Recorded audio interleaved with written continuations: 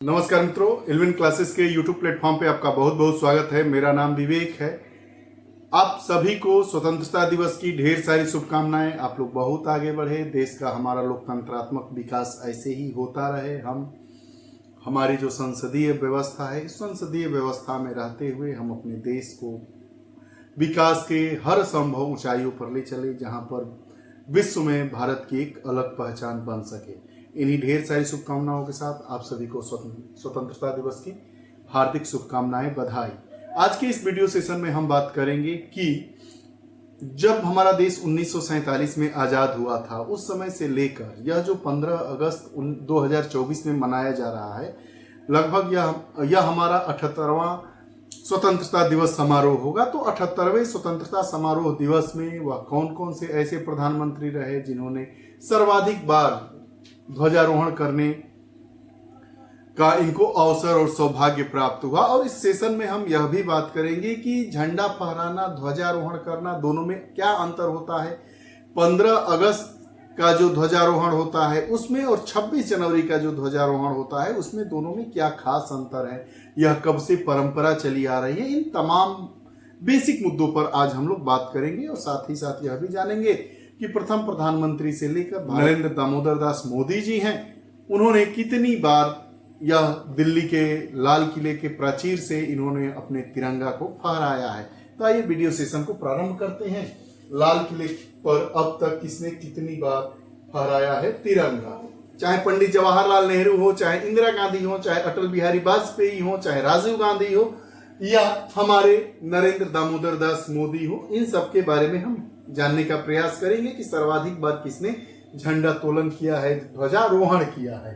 26 जनवरी से अलग होता है हमारा 15 अगस्त का ध्वजारोहण। क्यों अलग होता है? तो भारत के झंडे का ध्वजारोहण और झंडा फहराना ये अलग अलग कार्यक्रम है।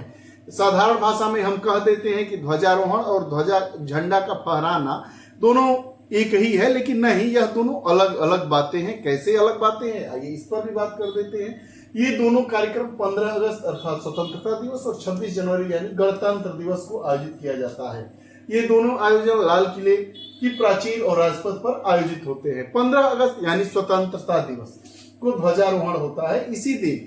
15 अगस्त यानी स्वतंत्रता दिवस को ध्वजारोहण होता है और इसी दिन वर्ष 1947 में जब हमारा देश आजाद हुआ, तो उस समय जहां पर हम लोग जो झंडा फहराने वाली स्थिति होती है, स्थल होता है, तो उस स्थल से जो ब्रिटिश हुकूमत था उसका झंडा निकाल फेंका गया और भारतीय तिरंगे को, झंडे को लहराया गया।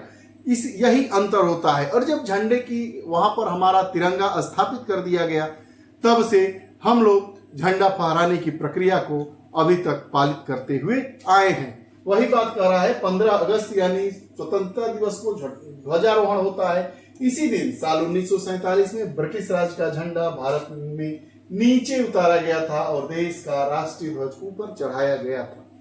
जब राष्ट्रीय ध्वज को ध्वज स्तंभ पर नीचे से ऊपर की ओर चढ़ाया जाता है तो इसे ध्वजारोहण कहते हैं। जो ध्वज स्तंभ होता है जहां पर ध्वज लगाया जाता है, तो जब 15 अगस्त का दिन था तो उसमें ध्वजारोहण में हमारे झंडे को नीचे से ऊपर फहराया जाता है और यह संदेश दे दिया गया वर्ष 1947 में कि अब भारत हमारा आजाद है और जो हमारा सूरज है वह आजाद भारत में खिलखिलाता हुआ उगने का काम करेगा।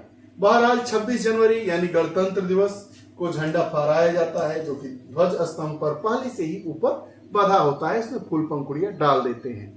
यह दोनों हमारे राष्ट्रीय पर्व है, चाहे वह स्वतंत्रता दिवस हो या गणतंत्र दिवस हो। आइए अब आगे बात करते हैं इसी सेशन में कि सर्वाधिक बार लाल किले की प्राचीर से किस प्रधानमंत्री ने झंडा फहराया। नेहरू, इंदिरा या मोदी? लाल किले पर झंडा फहराने में कौन आगे? आइए इस पर भी बात कर लेते हैं कि 15 अगस्त 2024 को जो हमारा पूरा देश आजादी की 78वीं सालगिरह मनाएगा, 15 अगस्त 2024 को यानी कल हमारा पूरा देश आजादी के इस राष्ट्रीय पर्व को उल्लास पूर्वक मनाने के लिए बेताब है। हर जगह, हर घर तिरंगा यात्रा, हर दिल में तिरंगा, मेरी शान तिरंगा, मेरी आन तिरंगा, मेरी जान तिरंगा, यह तो आप जानते ही है और है भी। तो वही कहा जा रहा है कि 15 अगस्त 2024 को पूरा देश आजादी की 78वीं सालगिरह मनाएगा। 15 अगस्त 1947 को पहली बार देश के प्रथम प्रधानमंत्री पंडित जवाहरलाल नेहरू द्वारा लाल किले के प्राचीर से झंडा फहराया गया था। तब से यही परंपरा चली आ रही है। लाल किले से तिरंगा फहराने का सिलसिला 77 वर्षों से अनवरत चला आ रहा है। आइए अब जानते हैं कि किस प्रधानमंत्री ने लाल किले पर सर्वाधिक बार तिरंगा फहराया। बात करते हैं पंडित जवाहरलाल नेहरू की। इन्होंने प्रथम प्रधानमंत्री के रूप में यहाँ प्रथम प्रधानमंत्री थे भारत के। वो जो 1947 से 1964 तक थे, सर्वाधिक 17 बार इन्होंने ध्वजारोहण किया।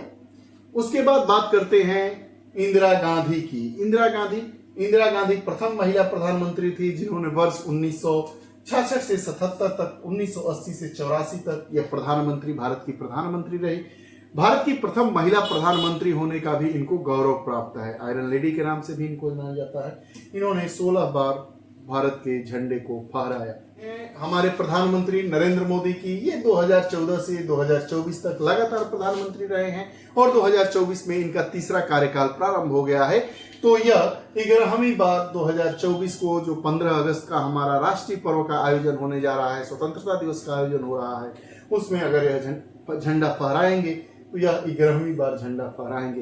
बात कर लेते हैं मनमोहन सिंह की। यह भी भारत के 13वें प्रधानमंत्री थे। 2004 से 2014 तक प्रधानमंत्री थे।